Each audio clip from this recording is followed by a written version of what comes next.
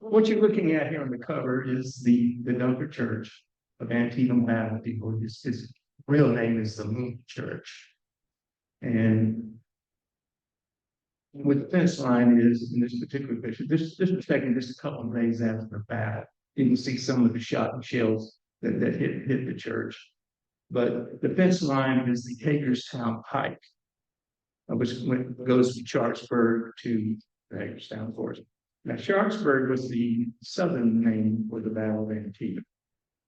The Southerners usually would like to go with a local town or city or whatever. There's the northern folks, so it would go with a geographic location like Antietam Creek. So that's where it comes in. Mark the West Woods behind the church. So we'll be coming back to the West Woods as we go along. Now I can see if I can do this.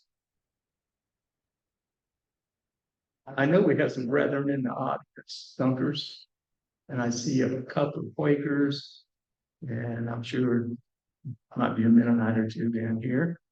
And so at first, I want to tell you a little about who the Dunkards are. And they're the brethren. You know, the main body today is the Church of the Brethren. But at the time of the Civil War, they were known as the German Baptist Brethren. And there's something wrong here. Wayne, what's wrong? Wayne Pitts is a brother minister. This is the first baptism when brother formed. It was 1708, not 1608. Brent put this together for me and couldn't change it. This painting hangs in the Brethren Historical Library and Archives at the Church of the Brethren General Offices in Elgin, Illinois. And I retired in 2012 as director of the BHLA. And this showed what we call the Swords Now 8 young men and women. And the one doing the baptizing is probably the founder and the organizer, Alexander Mack.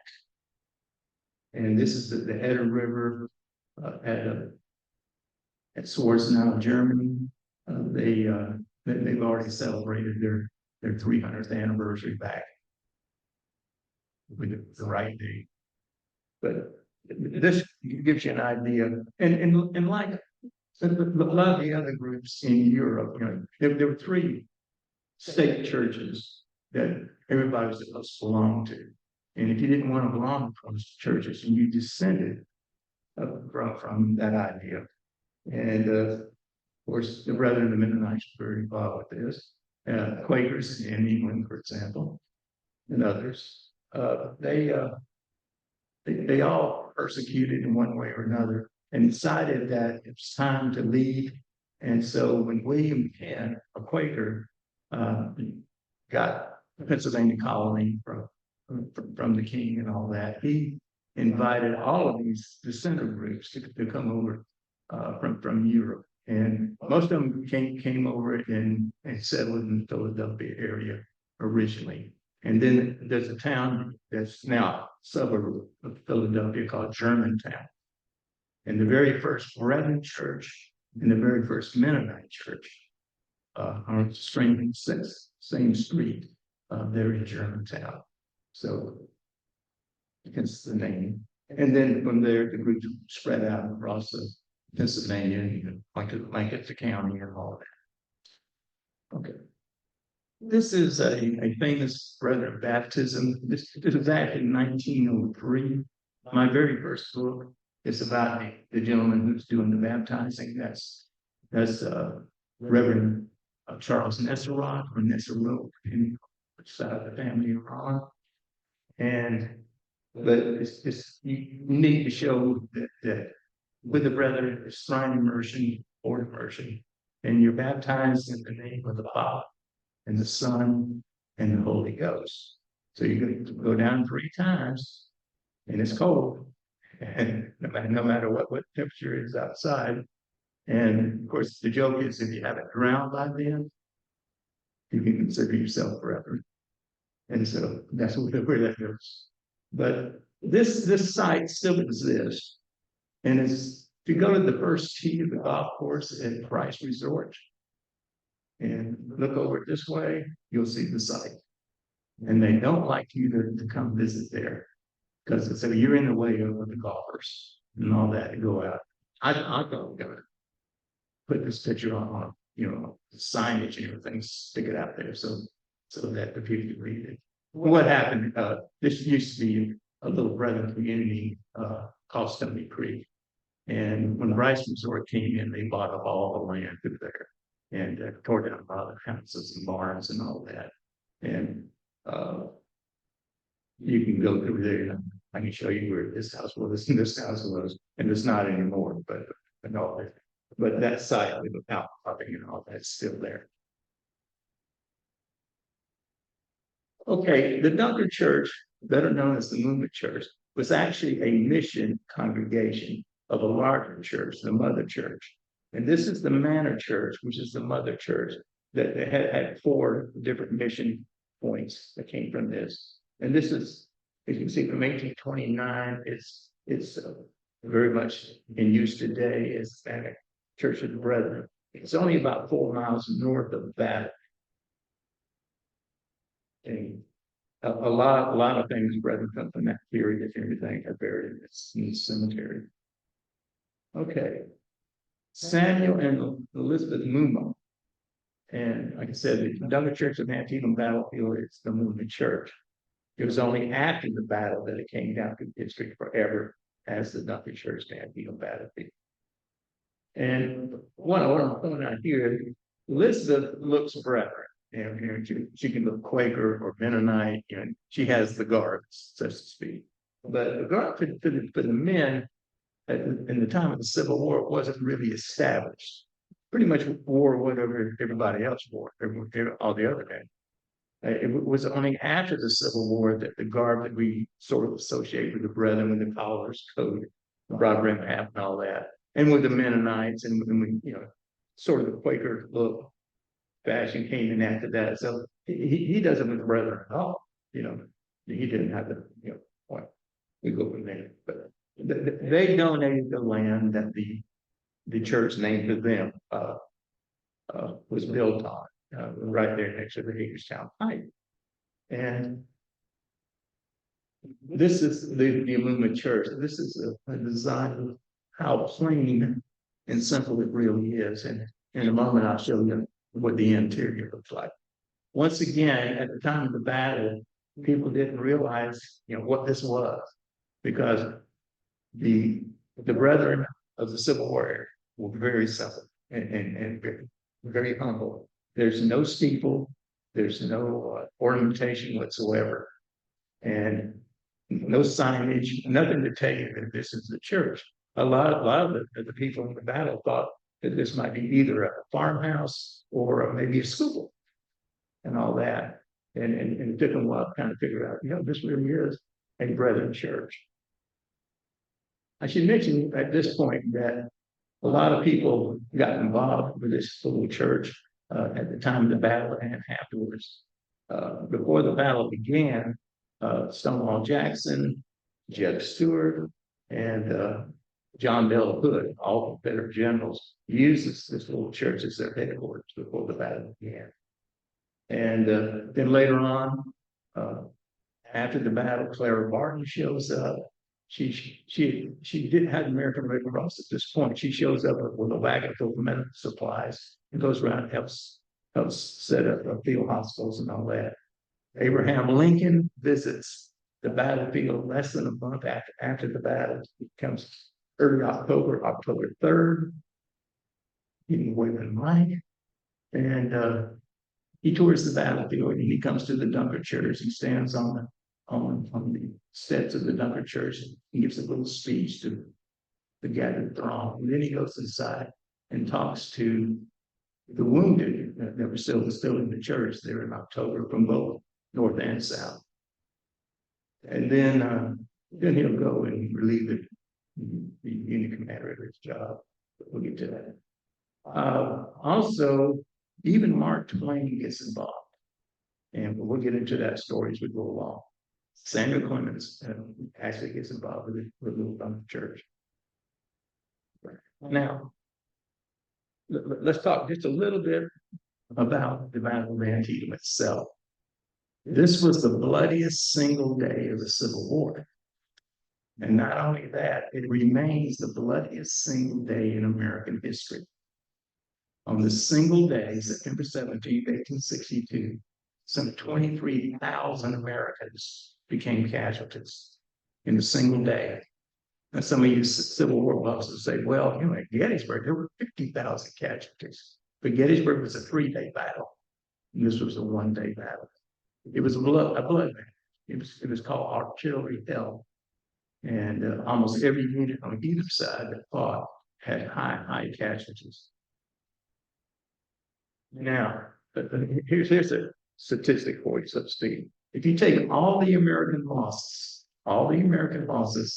in the American Revolution, the War of 1812, the Mexican War, and some historians say you can throw in the losses from the Spanish-American War as well, they will not total up to be more than the single-day loss here at Antietam.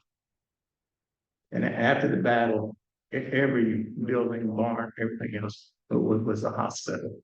And a year later, you still had people in field hospitals and around Sharpsburg and Antietam Creek and all that.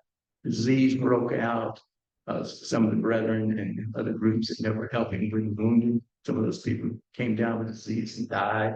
And it was just, the wells were ruined on the farms, and so a lot of people left. But it really was just a whole terrible situation.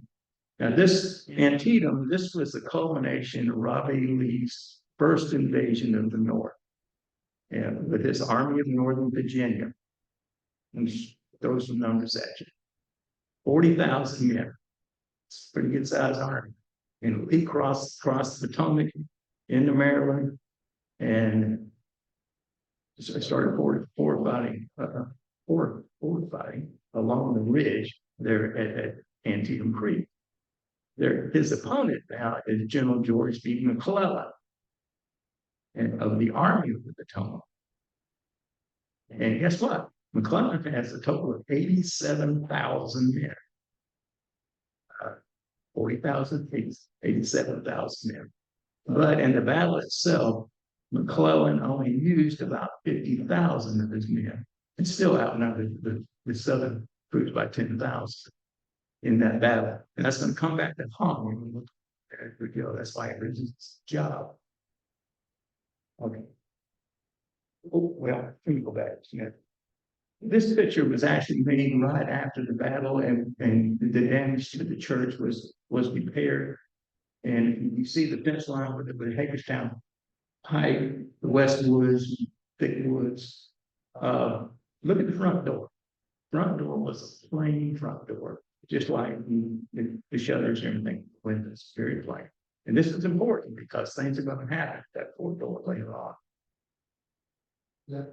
So after, yeah, well, it's stone. When they rebuilt it 40 years later, they did it with brick and they painted over it, all that. But we'll get to all that. Okay, now the famous Burnside Bridge that the Union attacked came over the bridge, and Toombs, Georgia, where one of relatives was on the heights overlooking the bridge. This stone bridge, which they're really cool bridges, there are 3 of them. The lower bridge was Burnside Bridge. This is the middle bridge. And then if you go further up, there's a 3rd bridge, which is still standing, and automobiles are still crossing. And they're all identical. But the one that Burnside Bridge with attack and all that happened is the lower bridge. I use this photograph because if you go, trying to use this thing for the first time. Yeah. If you go up here toward this farm, the Brethren baptism site was right in this area now. It's changed over the years. This is 1862. I took this picture in 1980, so you see I kind of go back ways with this. And I do it. But what's happened over the years is that the creek has flooded numerous times. The embankment now is much more steeper than it was. And this is what it looks like today in 2016. I'm sure the book's over. And you're looking downstream toward the middle bridge. And Jeff Bach took that picture, by the way. You know who Jeff Bach is. He's a brother historian. Okay, this is D.R. and Margaret Miller, and their brethren. The women all look the part, but the men are all sort of in fancy dress and all that, which is not what would happen with the brethren later. Yes. Why are the women all those pictures for the state policy? Can you repeat the question? What? I'm not sure what they're holding in their hands. Truthfully, I didn't pay attention to it. Against the Bible. It'd be small, but the point I want to make out here, if you know the Battle of Antietam, you know that Miller's cornfield was one of the bloodiest pieces of real estate of the entire Civil War. Their cornfield. And it got so bad that both Union and Confederate troops were fighting through this cornfield that the artillery on both sides had to fire into their cornfield with them. It was a bloodbath. And so Miller's cornfield, once again, this is a little church, the Dunkards Church, that's dedicated to peace and love and justice and brotherhood, right? It found itself smack dab in the middle of this hell on earth. So it's a unique case. This is the Dunkards Church interior. You see how plain it really is? They okay, it's just hardback benches and everything else.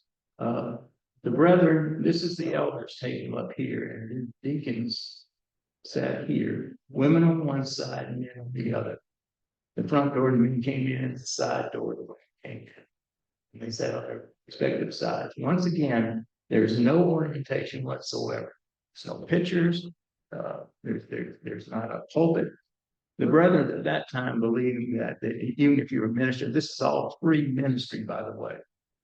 The brethren kept free ministry up until actually the early 1900s before they finally got rid of it. But what that meant was if you were picked by the congregation to serve as a minister of your congregation, that you served for life. But it was considered a real honor to be picked, by vote of the congregation. We want you to be our minister. You could turn them down if you wanted to, but most of them accepted this high honor. And elders ran the church in those days. And it was a very male-oriented church in those days. Today we have a lot of female ministers and all, but back then it was still pretty male-oriented. So here you have the elders tables, and there's never just one minister. It's always like half a dozen, and they would take turns preaching, schedule weekly speaks, because then these people go to other brethren churches in the area. And so everything is very plain. You have a hot stove thing for a heater, and actually there were two in the church at one time. But when you go in today, which is now part of the national park, there's no electricity in the building. And so I couldn't do this talk inside that building unless I had some sort of battery pack or something like that to do it. Okay. Now, going back to the brethren, this is an old engraving showing the brethren love feast. Now, the love feast is communion. This is, celebrating the Last Supper, with the meal and the prayer, everything, and then feet washing. And we'll get to that in just a second too. But you can see that these old ministers with the long beards, and these weren't trim beards, you just let it grow, but most of them didn't have a mustache because the mustache reminded them of the troops over in Europe where they used to persecute them. And so they decided not to have mustaches, although a few of them would. But not of the Civil War, but this is a little later. Yes, it was the time. And as you see women standing in the background, but usually there was a table for the women and a table for the men. And when it came to feet washing, which would be this one, men washed the feet of men and women washed the feet of women. And this is what is known as the double mode of that type of feet washing. You see, there's one probably elder here and all that who is washing the feet, and then the man behind him will come around with a towel and wipe the feet. It's like Jesus washing Peter's feet at the end of the Last Supper. Do this in remembrance of me. So I'm just trying to show you a little bit who the brethren are. Okay. Back to the battle itself. You see the Dunkards Church up there with the Western Woods. This is some of the frontal attacks. The biggest part of the battle that involved the Dunkards Church was in the morning phase of the battle, although there were some actions later in the afternoon. I failed to tell you that of these 23,000 men, north and south, who were Americans who were killed when they were missing, about 12,000 fell around the Dunkards Church. Makes it just an absolute bloodbath. Okay, this painting, which is a commemorative stamp that they released at the 150th anniversary of the Battle of Antietam. This is a later phase of the Union attack, but you see the Dunkards Church up there and some of the damage that's being done to it. This is a consular painting. This is, you're looking behind the Dunkards Church, you see Stonewall Jackson and some of his staff members, and you can see what all is going on behind the Dunkards Church. The Dunkards Church was a single post for the Confederates when the battle first started. Very quickly, it became a field hospital, sort of a triage center. Later, this is where they cut off arms and legs and all of that, to the point that outside the windows, the piles of arms and legs could be higher than the roof. And then they put all that in a wagon, take it out to the West Woods or the East Woods and burn them or bury or whatever. I mean, it was bad. And then it was used as an embalming center in this little church. And then some of those who died were buried in the yard of the church. And it had a lot of different uses and everything. And people remembered it. And they may not have remembered that it was a Brethren church, but they remembered being actually the Union armies focused on the Dunkards Church in their advances and everything.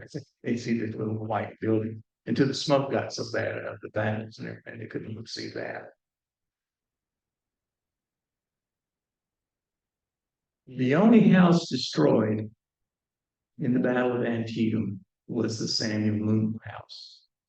And the reason it's between the Union and the Confederate lines.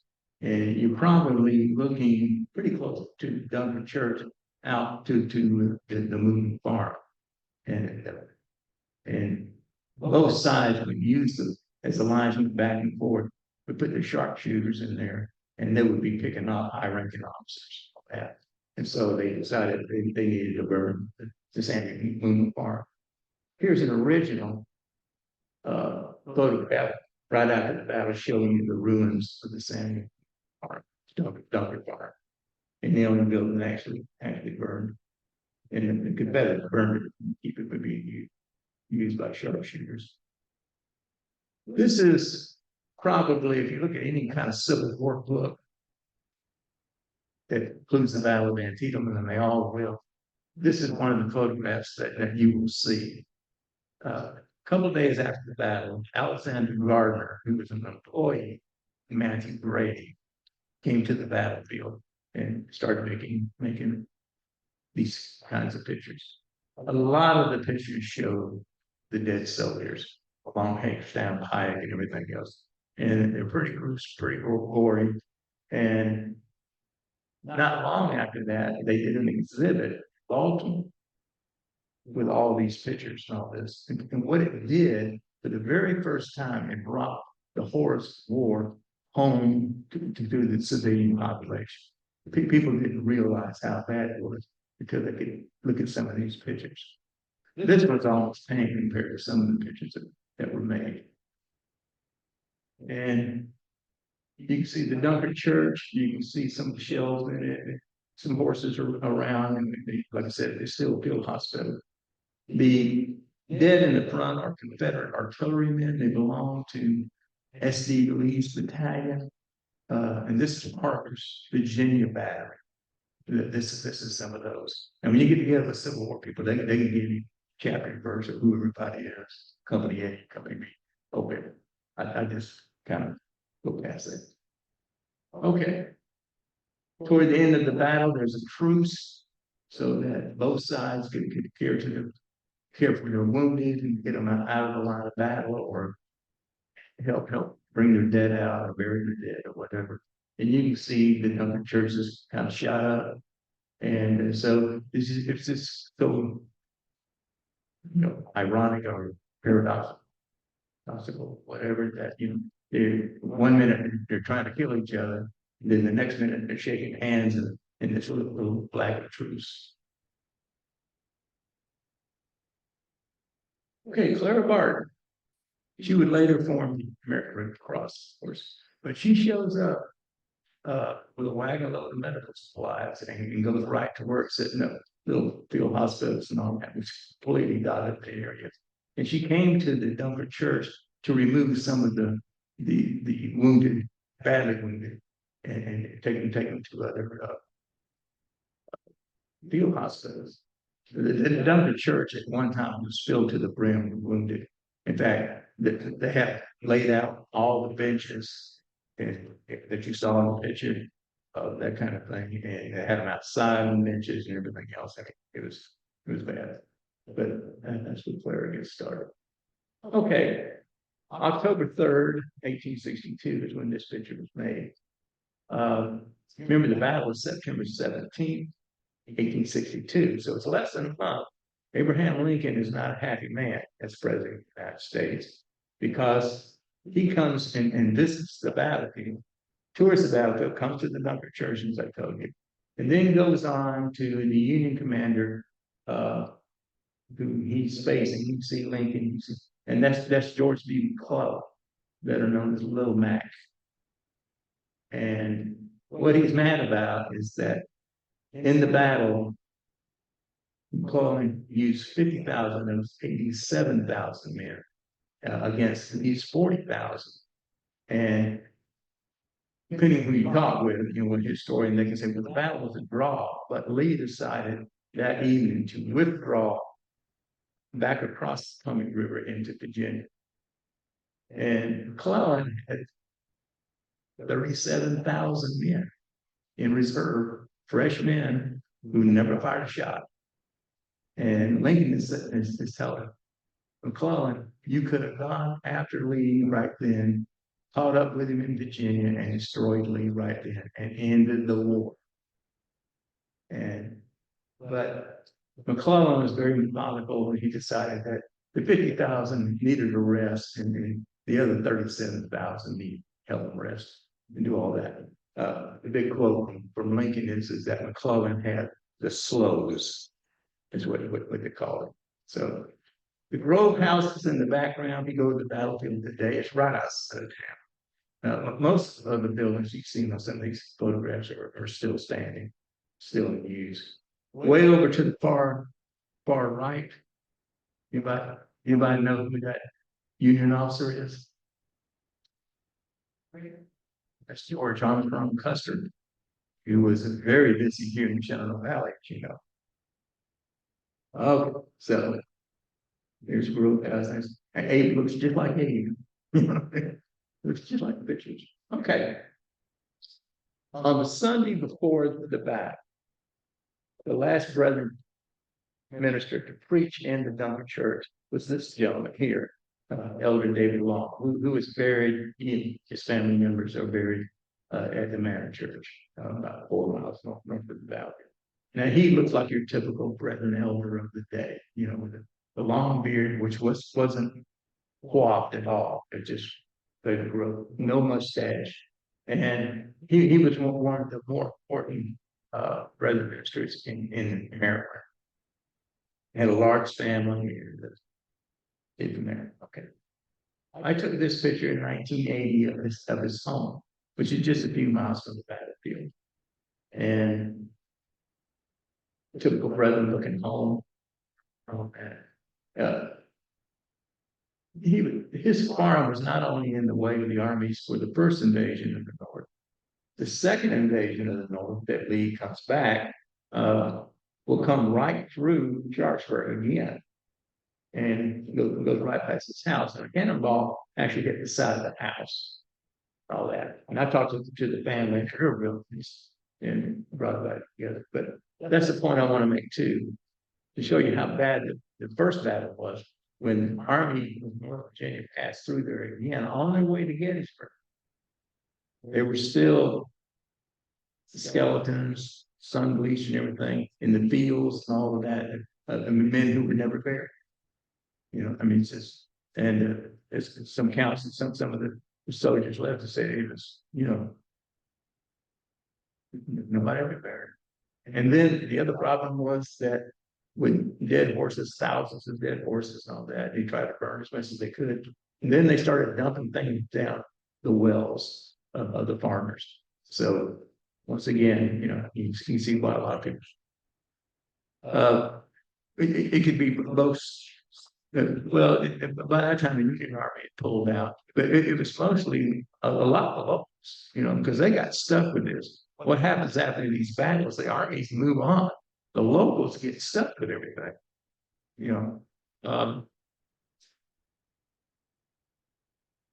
It's just so much debris and everything else that needed to go. And probably, after you buried 100 people, you want to just go. And so that's one of the problems today is contaminated wells. Of course, all that area now is the National Park Service and all that. So you can go, okay. Give you the good, bad, and then the indifferent. This is a post-Civil War picture of the Dunkards Church. You see, we still got our door, our plain door, and our plain shutters and everything. If you look real closely at Victory there, you see a swing hanging down from that. The church was badly beat, basically. It's a lot of shells went into the church and all that. But after the battle, the brethren got together and decided we got to repair this church and return it to worship. And they would do that. And they patched it up as much as they possibly could. A problem was, as the battlefield became more, as time went on, and the battlefield became more and more a tourist place, you had souvenir hunters who would go into the little Dunkards Church and take a brick, and the whole bit. So that at one time, before the church blew down in a hailstorm, a windstorm, there was actually a hole big enough in the back of the church that a person could walk through it. And so, the integrity of the church had been ruined and all that. So poor little church went through a lot. Okay, this is Elder D.P. Saylor and his wife Sarah. He was known as the Bishop of all Manor, and he was probably, the brethren really didn't use the term bishop, but he was kind of like the most important elder in Maryland. And it was through him that they raised money among the brethren and other groups to repair the church and get it back open again for worship. Now, he looks like a brethren minister. He's got the coat. So exactly when this picture was made, it may have been after the Civil War, when the brethren got more into the garb. Much that makes it. And some of them did. Okay, this is a little interesting story. This is John T. Lewis. He is a African American brethren. And John T. Lewis was from Maryland.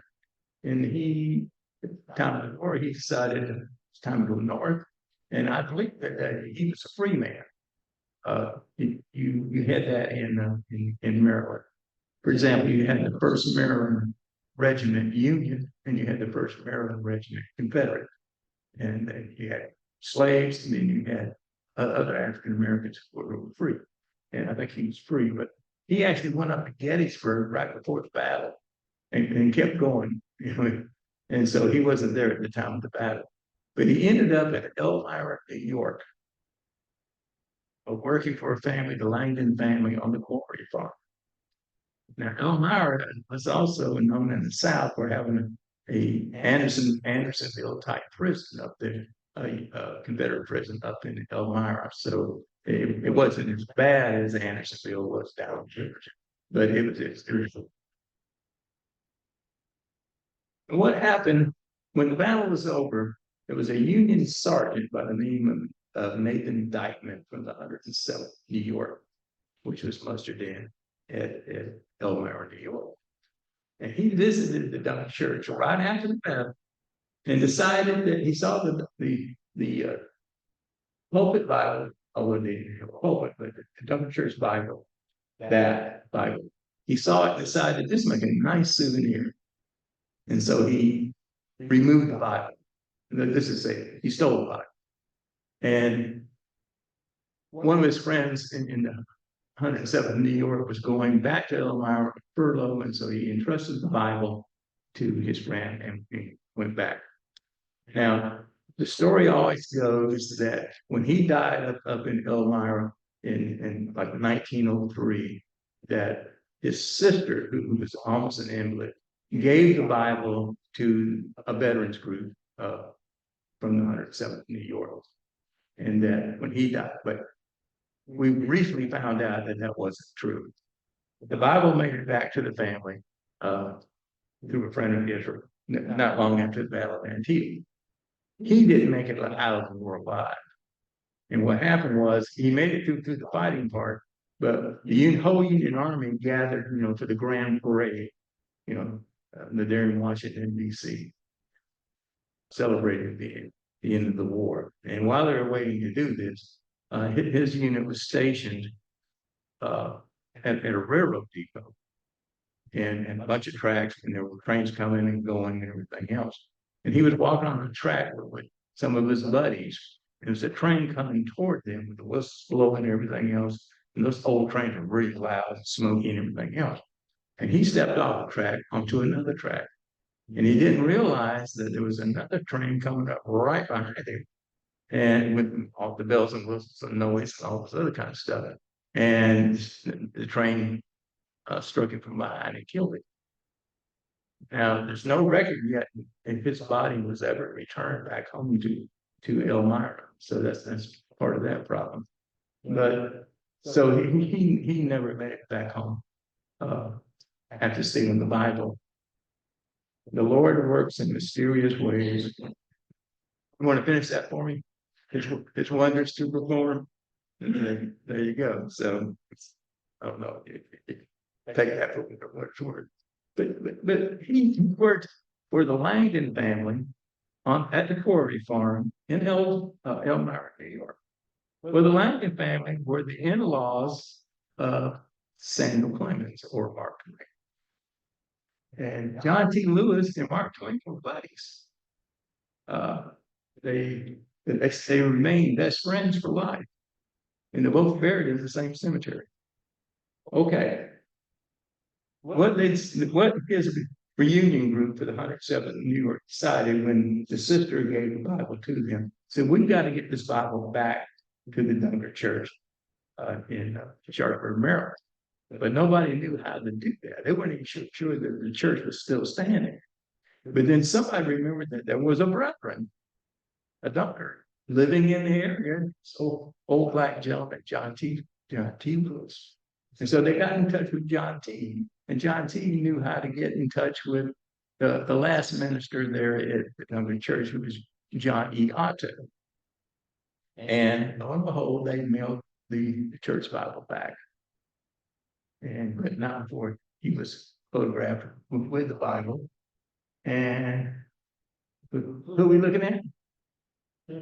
Mark Twain and John T. Lewis. Like I said, this was done for a ladies' home journal article that was done Mark Twain. This is at the Quarry Farm. And like I said, they're different big buddies. Here's another one. See, there's a story that probably don't have time to get into, but basically, in his younger years, John T. Lewis was a very strong man in the whole bit.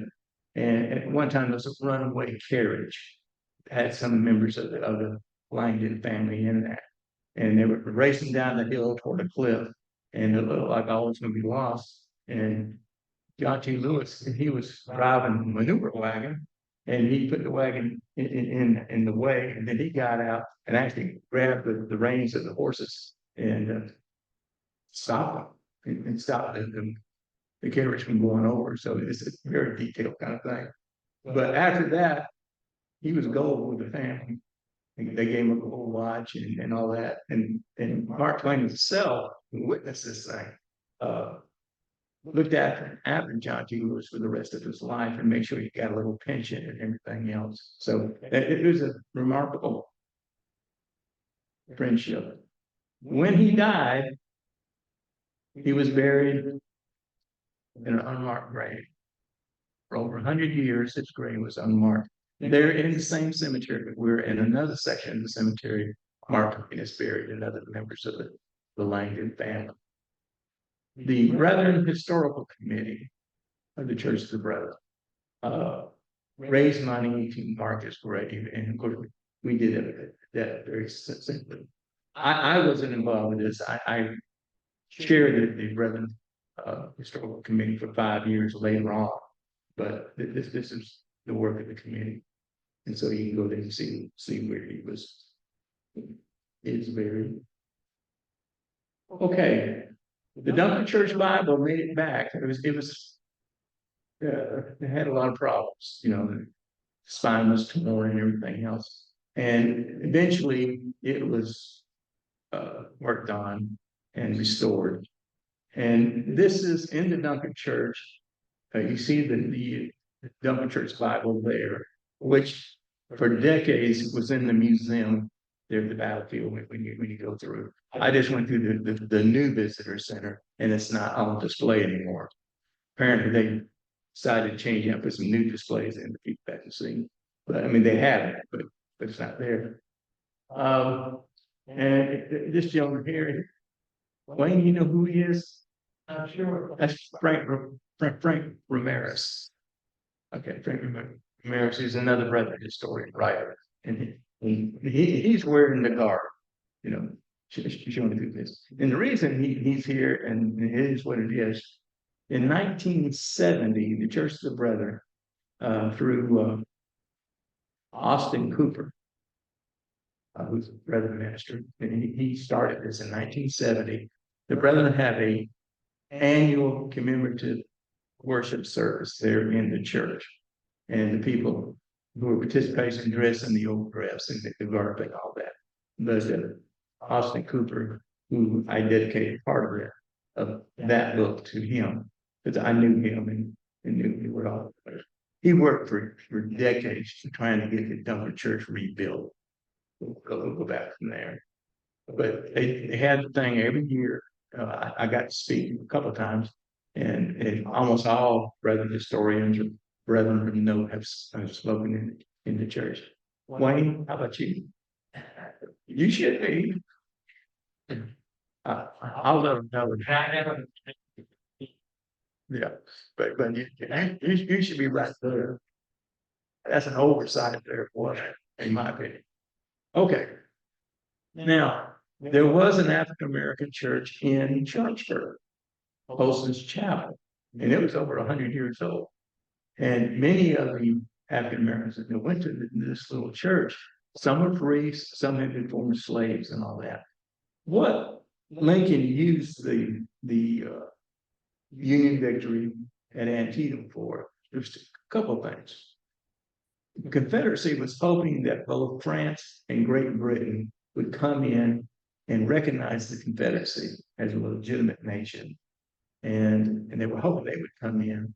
And when Lee retreated back into Virginia, it was clear that we couldn't win the big one, as they say, and all that. And so we did not although they support us in other ways. And a lot of the Confederate Navy ships built in England and all that. But Abraham Lincoln used this to issue this victory, to issue his Emancipation Proclamation, which made free in all the southern states, slave states, all the slaves were hereby free. Well, it looked good on paper, but the reality hadn't set in yet. So, and the Emancipation Proclamation was early 1863, but eventually. And these are some graves of some of the former slaves, who attended Tulsa Chapel. There's Watson, there's a story there. There's a story here with Nancy Campbell. This one's actually up at the Manor Church. Okay, this is post-war. You see the wagon, and you see the Dunkards Church still looking like the Dunkards Church. You see another building that's gone up, Log House. And this is pretty much like Smoketown Road and Hagerstown Pike come together. There's the church again, as you can see.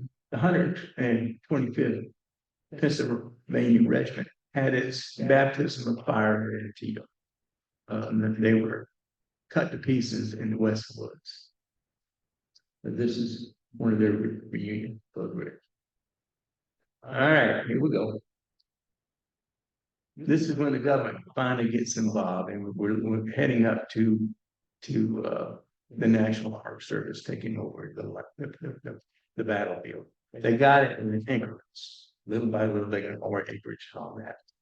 There's a government plaque right next to the door, but I guess this was a famous postcard from the 1880s. I guess they just had the idea that that's pretty simple. And so they painted the door. And you can make crosses out of it, of course, but they painted the door thinking, well, that would give it some pizzazz, so to speak. And of course, what the National Park Service wanted to do was to build everything back, grow everything back, so it looked like it did at the time of the battle. Well, all the civil historians said, dude, that door's wrong. We got to go back to the plain door, which is what it was. And whitewashed stone and green shutters and a plain green door. I pick up the door because you can see more of that. Okay. A windstorm came down through the Antietam Valley. And on April 23rd, 1921, the Dunkards Church collapsed. As I told you, the integrity of the building was already questioned. Not only been shot all to pieces during the war, but souvenir hunters kept taking bricks and everything else. And so it didn't take much to finally go over. So this is one picture of the Dunkards Church at collapse. Here's another one. You see I think a bullet sitting up there. Okay. Now, what's unique in this story is that, the church has blown down in the story, except a local man by the name of Donald Lawyer. He buys the property of the collapsed church and all that. The brethren were too happy to sell it. It's gone now. Plus, the brethren had already built another church in town. This is about a mile from town, and some of the brethren got tired of coming out a mile in those days. And so they said, well, we don't really need another church anyway. And so he bought the property, but what he did was he kept all the bricks, he kept a lot of the furniture. You can see one of the pews and all this. And he stored them in an barn behind his house. He lived right there on Main Street, but he had a barn behind his house and some other outbuildings. He stole. And he stored it. And then what he was trying to do and waiting for was for the battlefield to become a national park, which it did eventually. And then he would sell all this to the national park, see, and make the money. Okay. So 1921, the church is blown down. The only thing you have left is the foundations of the church. And later on, as tourism got better, they built this little building on top of the foundations. It was a lunchroom at one time. Later on, it included a gas station and everything else. And of course, the brethren just thought this is sacrilege, the whole bit. But it had a lot of uses.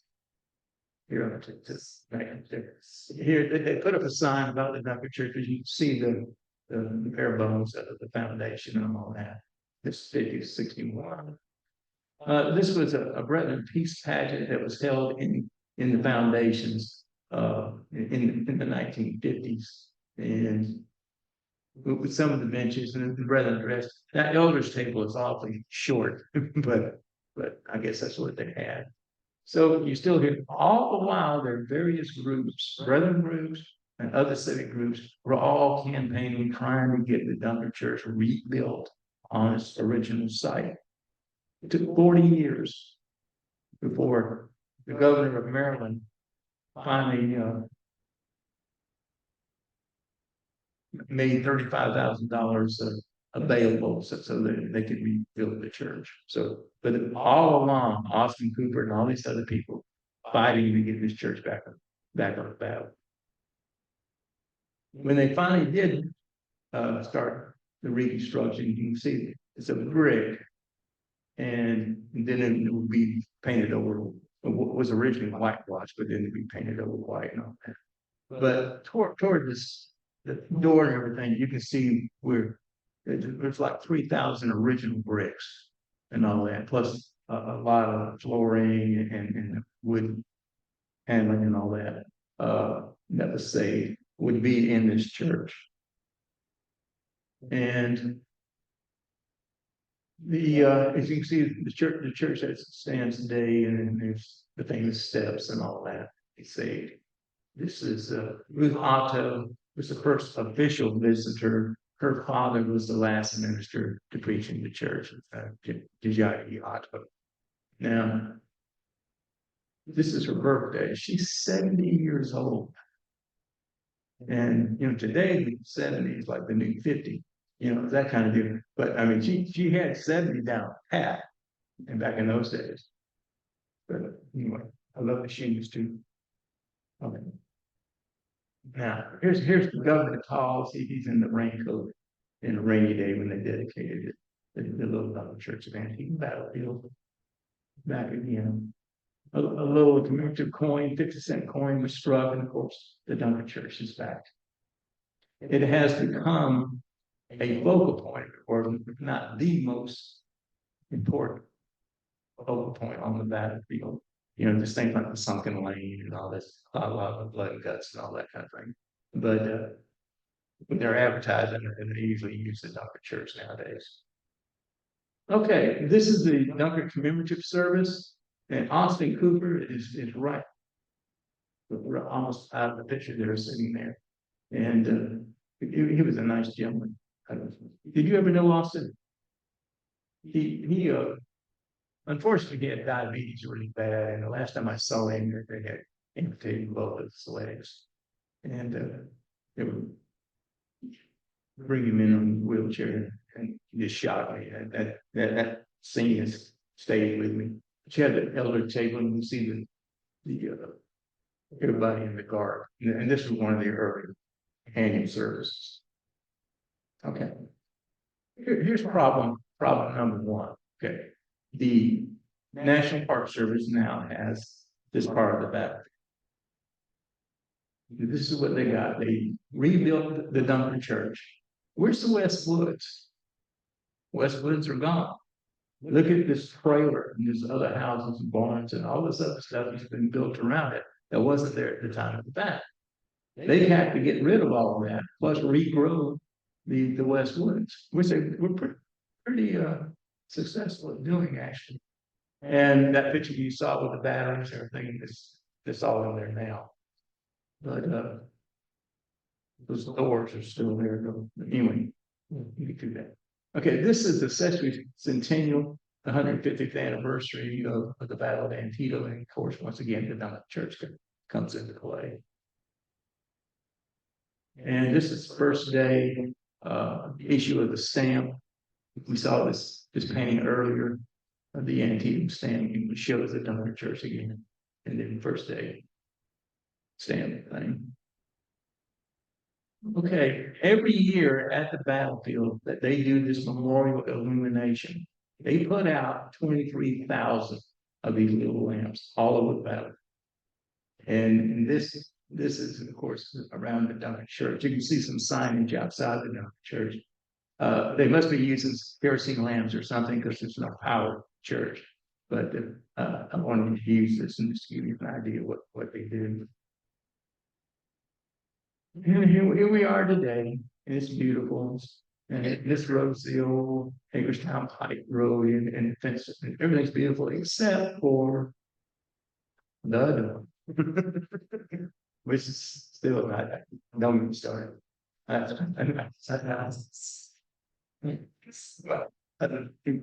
talked to the superintendent one day because the book had just come out. I could show you in the book, what the book was. And she agreed with me, and they all agreed. So yeah. When we can, in our budget, we can come up to paint the door, we'll do it. And you gotta have a budget to paint 2 doors, that kind of thing. And that was years ago. And if you go to the battlefield today, you still have the same door. It's tradition or something. I don't know. I mean, all the historians tell them, but they don't listen anymore. And maybe it's just, and they strive so hard to make it look like the way it did at the time of the battle, except for the door. The door's off limits, I guess.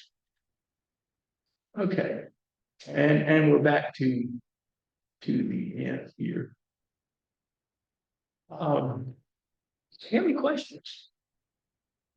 The gentleman in the back raised his hand first. What? Yeah,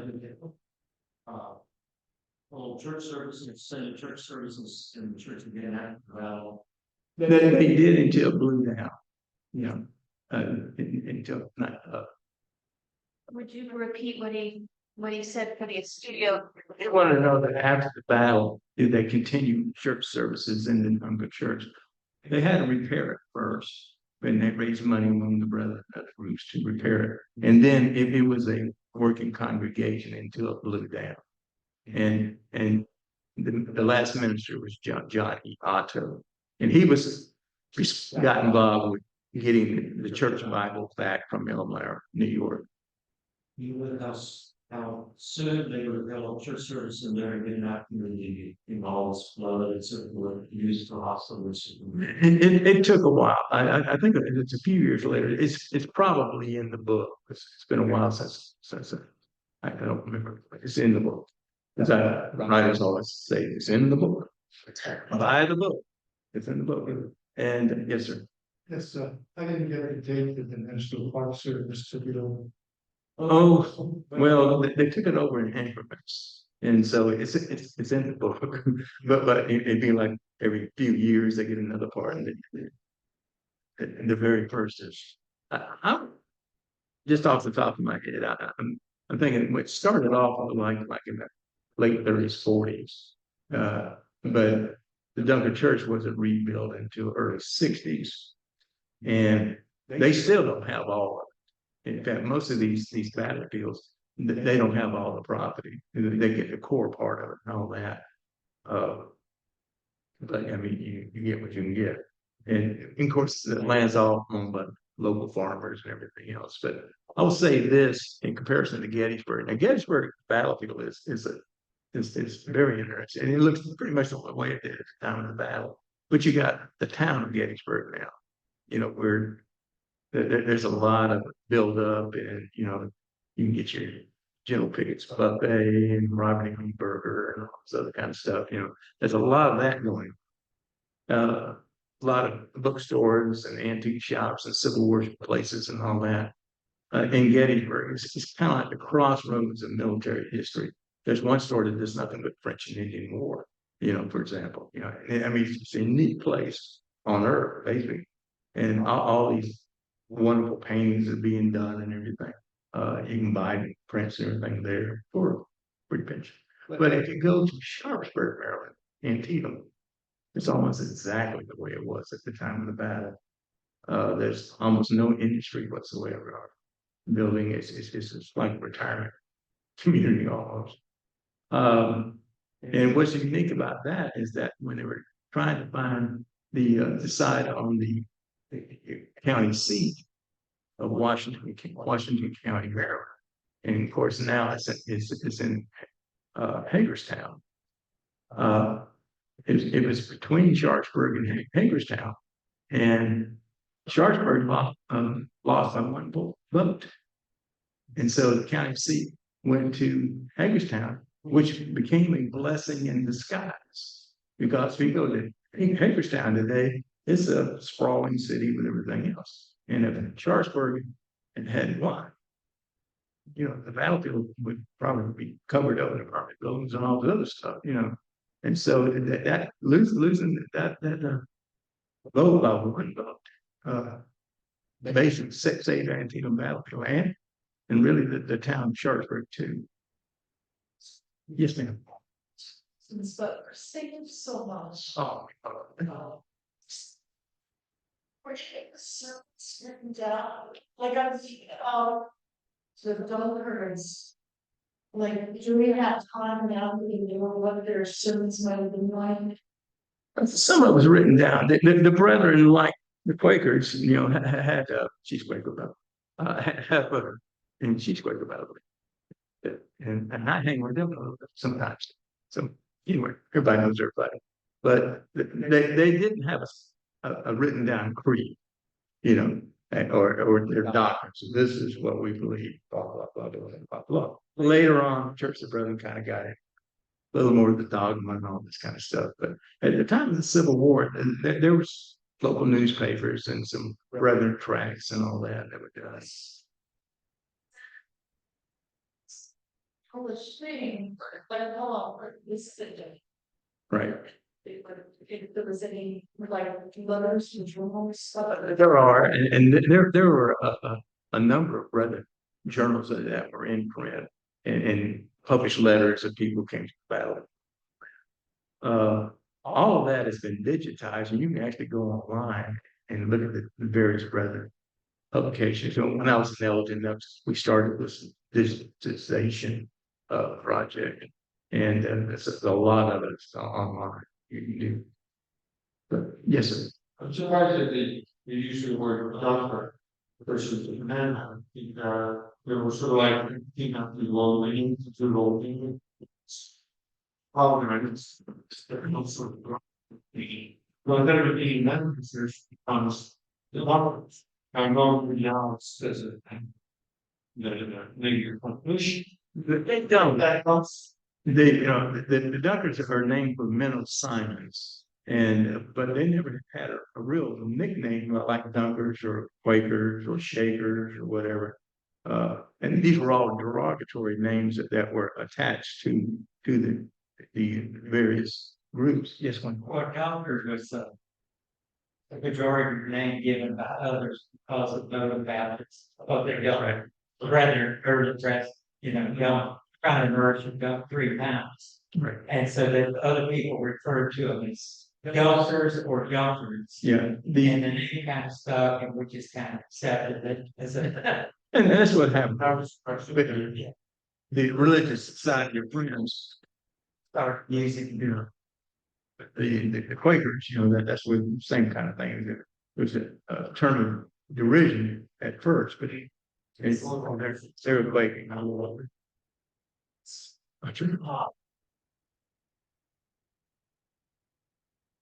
Yes, the Lord doing. It's never certain so the publishness of this style.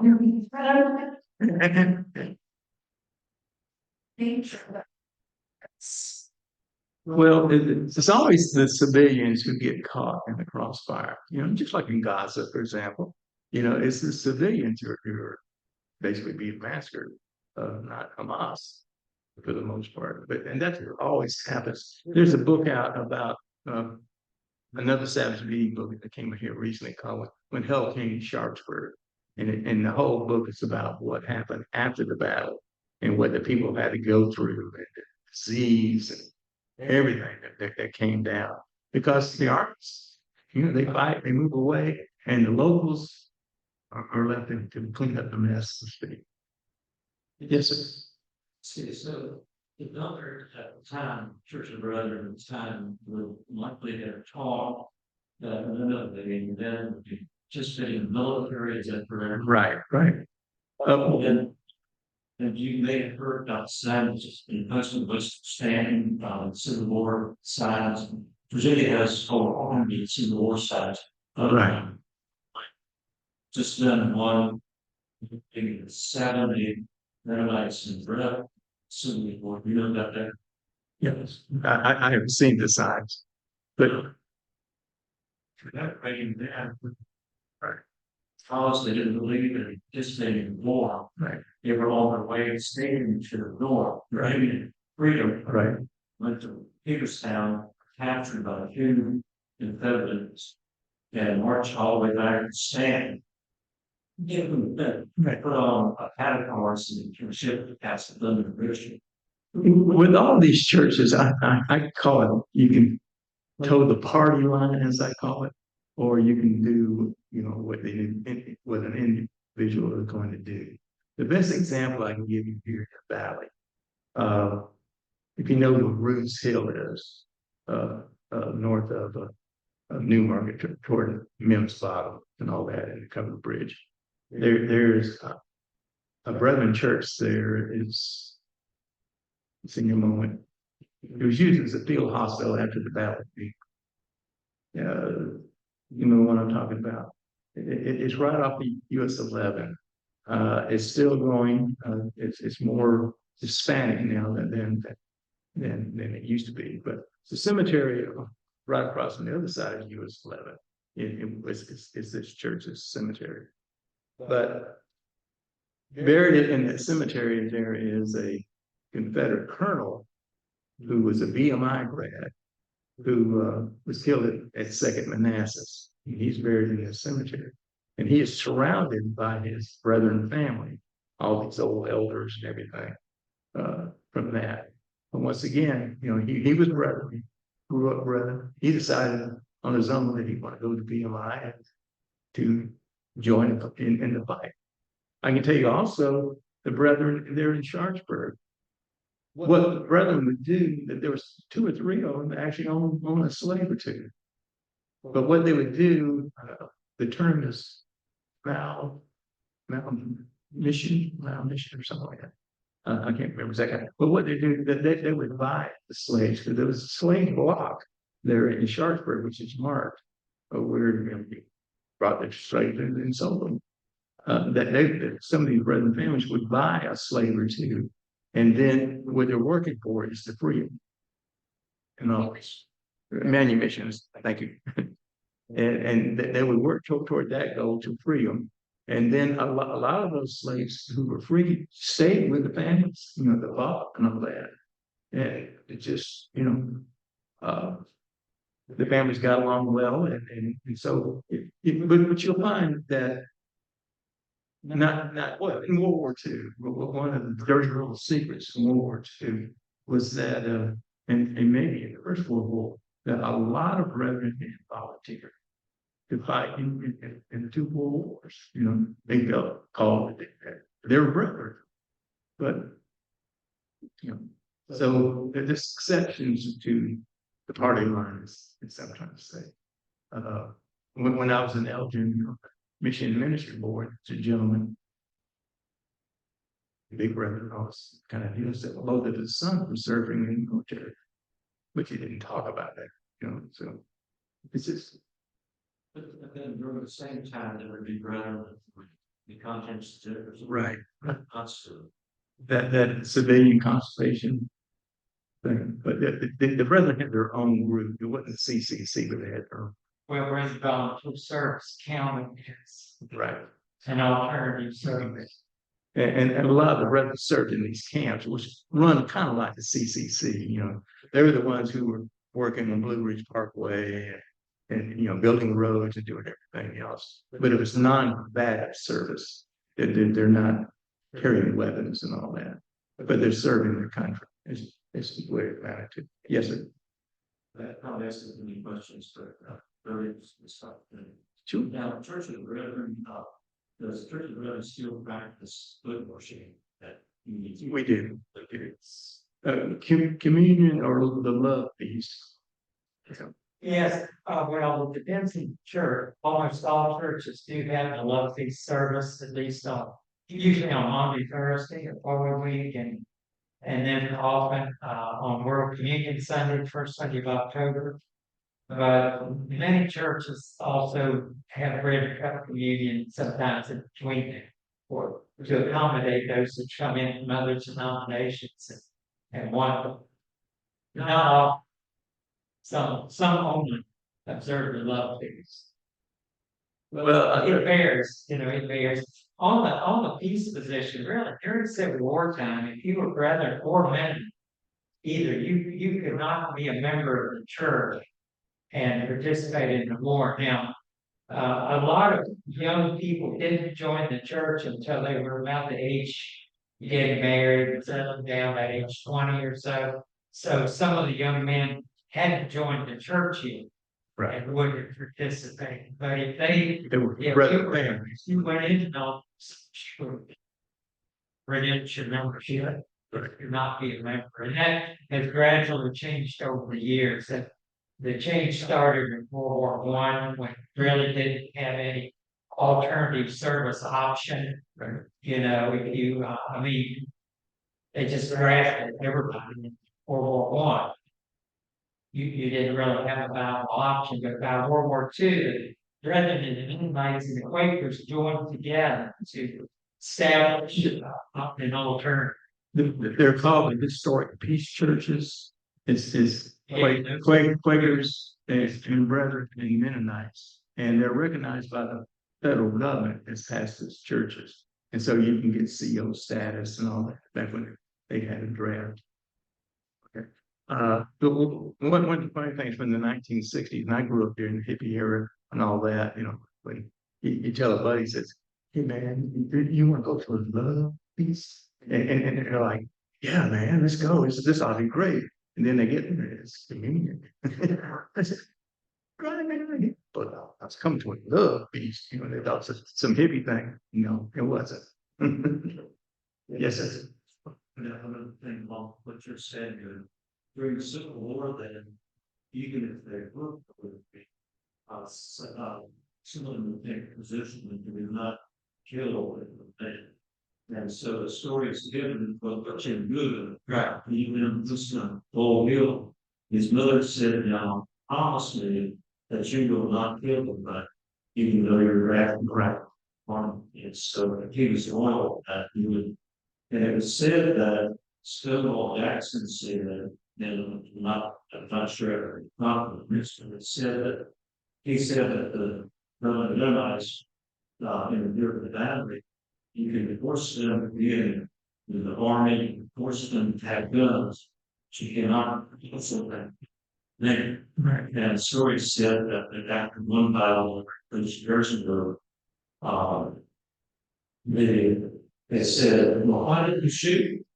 He said, "We didn't see anything to shoot at." Said, "Did you see those men over there?" He said, "Yeah, but they're people, we don't shoot people."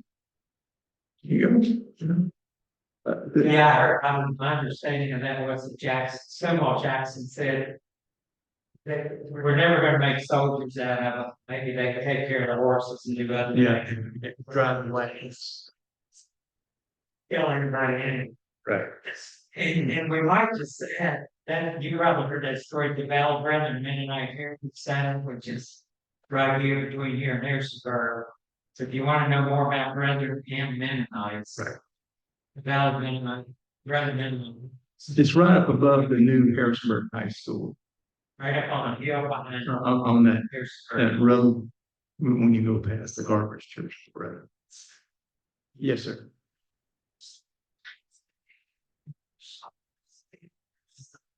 It seems that there's a nice regular shaker for very active for this area of Virginia, was just a Shenandoah Valley.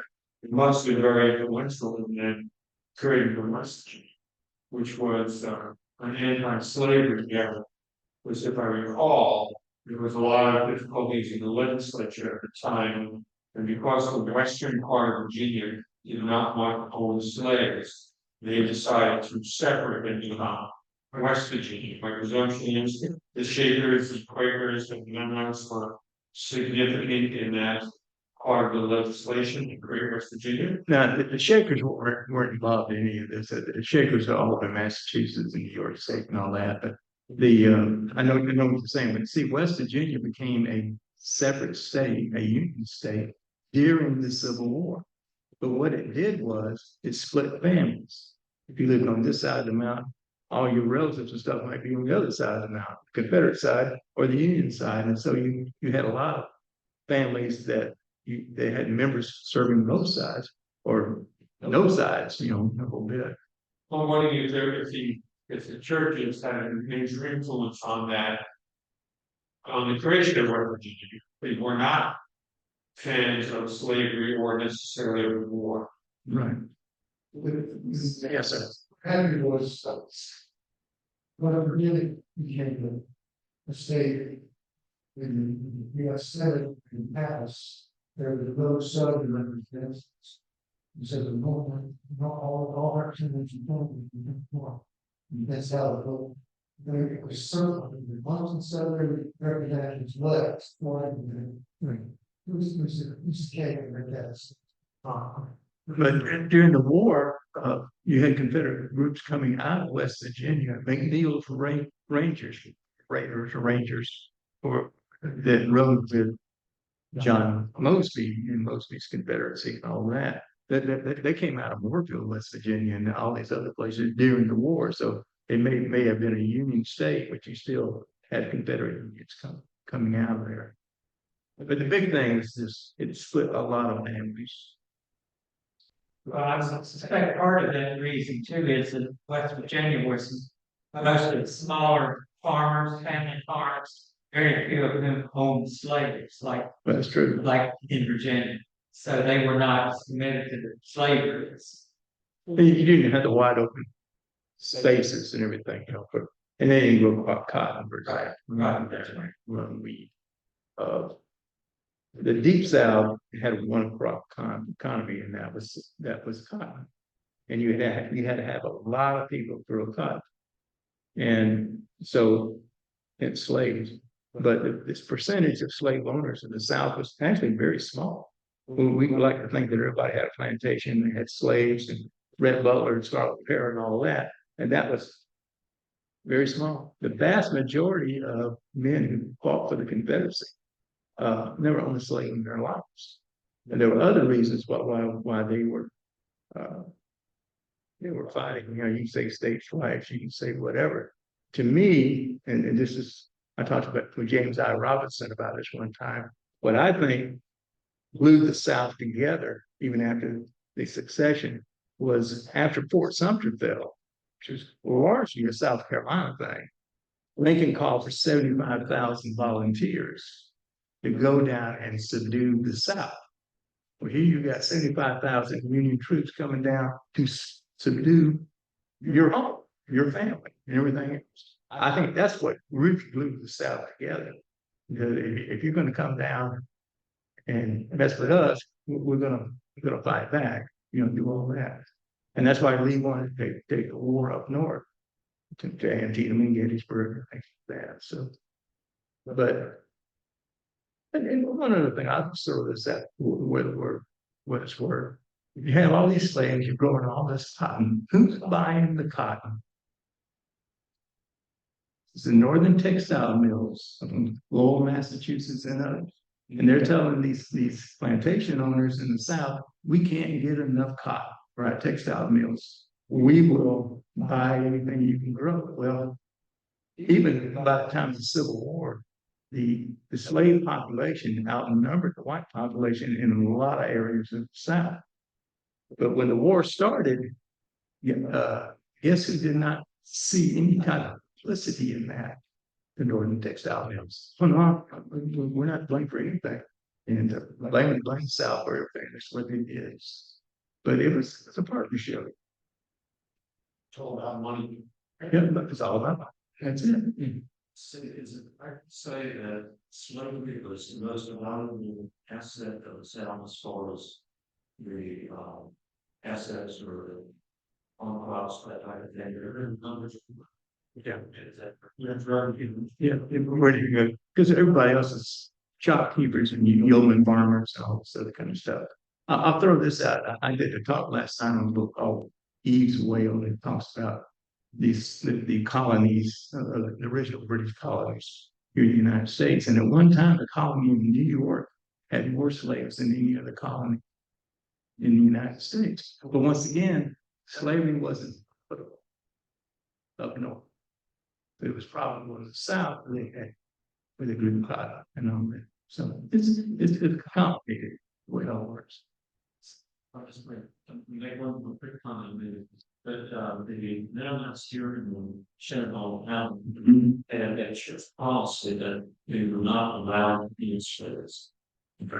So it's Yeah, the brethren pretty much the same way. Map recognition. We talk about that's what a lot of them do. Buy a slave, but then they work it for you. Any other questions? Penny's ready to go. Thank you. Well, I just appreciate everyone participating, but first let's say thank you.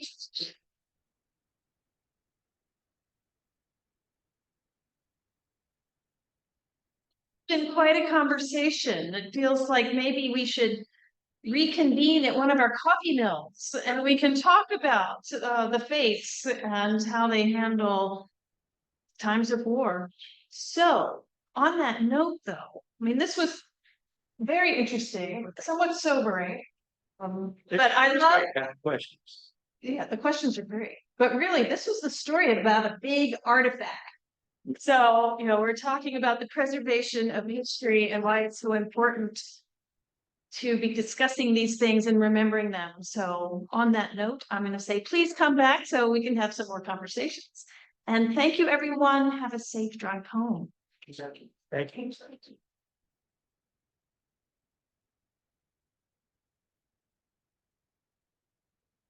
And everyone's entitled to my opinion.